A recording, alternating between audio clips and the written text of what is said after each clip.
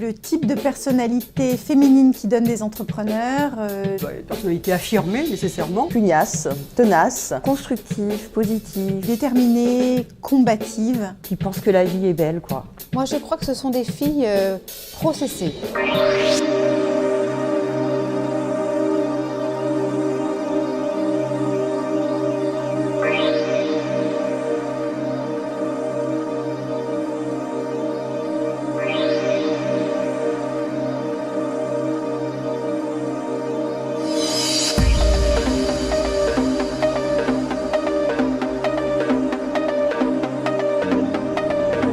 Je pense que les faiblesses des femmes par rapport aux hommes, elles sont essentiellement culturelles. Donc, c'est-à-dire essentiellement dans la manière dont elles ont grandi, petites filles et tout au long de leur vie.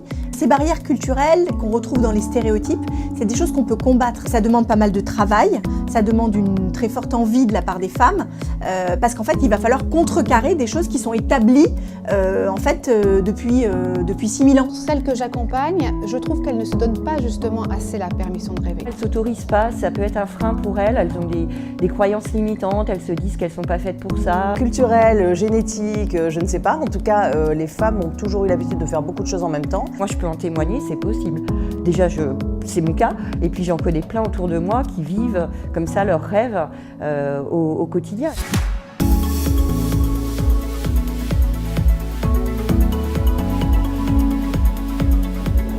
Je dirais que les femmes entrepreneurs, en tout cas toutes celles que j'ai côtoyées, que je côtoie, sont pas exactement des rêveuses, ce sont plutôt des pragmatiques. Les femmes ont un sens du risque qui est plus restrictif que les hommes, en ce sens qu'elles veulent vraiment être toujours en maîtrise. Elles se jettent, mais en ayant touché la température, vérifie qu'il n'y a pas des piranhas dans la rivière. L'entrepreneuriat, c'est pas je prends un flingue et j'y vais, quoi. Et je vais battre les Indiens. Quel est mon parcours, je passe par où, comment, voilà, genre, ça s'organise. Alors c'est vrai que le risque, ça reste très masculin. Pourquoi, je ne sais pas. Mais tout simplement parce qu'aujourd'hui, les femmes ont quand même l'habitude de respecter les règles. Donc ça, c'est dommage parce que je pense que de nombreuses femmes ont le goût du risque. Et effectivement, aller un petit peu sur la ligne jaune, prendre des risques, ça c'est des choses sur lesquelles elles sont moins habituées, mais ça évolue et ça change heureusement.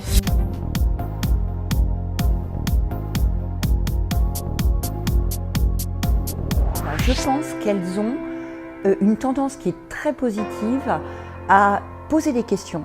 Parce qu'elles s'en posent beaucoup, et du coup elles en posent beaucoup à leur entourage. Parce qu'elles ont besoin d'être rassurées. Et ça, je trouve que vraiment, c'est un point fort. On sait se remettre en cause, bien évidemment. On sait progresser, on sait apprendre. Alors ça, c'est clair qu'elles adorent les idées. Elles testent, elles vérifient, et elles reprennent, elles continuent, elles stabilisent. Donc elles l'utilisent vraiment comme un levier de croissance par l'empirique, par le pragmatique, ça c'est sûr.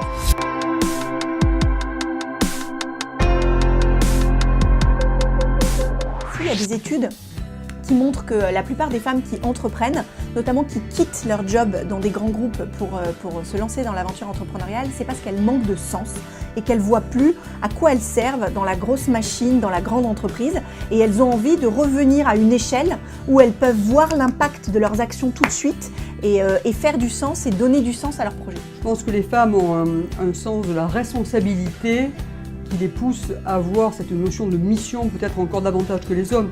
Cela étant, je crois réellement qu'aujourd'hui, on a de plus en plus d'entrepreneurs au sens large qui recherchent un impact, qui donc se donnent une mission. Elles parlent de « moi j'ai envie de faire ça, parce que ça manque sur le marché, j'ai observé que… » Et donc à partir du moment où elles sont dans l'envie de faire quelque chose qui va leur apporter à elles ou aux autres, on est dans le sens.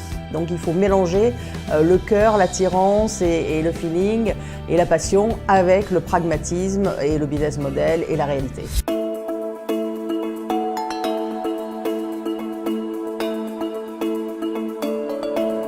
Quand on a l'intuition qu'on est faite pour être entrepreneur, quand c'est quelque chose qui revient avec force, que sans arrêt, on est au boulot en tant que salarié et on se dit quand même, je créerais bien mon entreprise. Vous voyez, ce truc qui revient comme ça sans arrêt, ça veut dire que là, l'intuition, elle est bonne et il faut y aller, quoi.